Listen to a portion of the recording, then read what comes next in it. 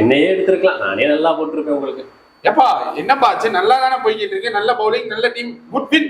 கடைசியா 24 world cup T20 world கப்ல விளாண்டேன், அதுக்கப்புறம் பாலே கண்ணில் காமிக்கல. ஏப்பா IPL நல்லா பவுலிங் போட்டல, அப்புறம் என்னப்பா? இங்கிலாந்து டெஸ்ட் சீரிஸ் எங்க விட்டீங்க? டேய் அது டெஸ்ட் சீரிஸ் சரி விடு, விட்டுருங்க தெரியல. இப்பயாச்சும் கொடுத்துருக்கலாம், ஏசியா கப்ல முதல் ரைட் கொடுத்துருக்கலாம். டேய் மேட்ச் தான்டா முடிஞ்சிருக்கு, அதுவும் போக இது ஸ்பின் ட்ராக். சரியா?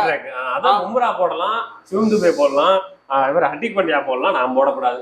டேய் ஒரு மேட்ச் தான்டா முடிஞ்சிருக்கு, அடுத்து இன்னும் இருக்குடா, உன்னை விளையாட வைக்கிறேன். இல்ல ஓடியில கூட எனக்கு கொடுத்துருக்கலாம், சாம்பியன்ஸ் ட்ராஃபி அங்க கூட எனக்கு கொடுக்கல. டேய் உனக்கு புரியுதா?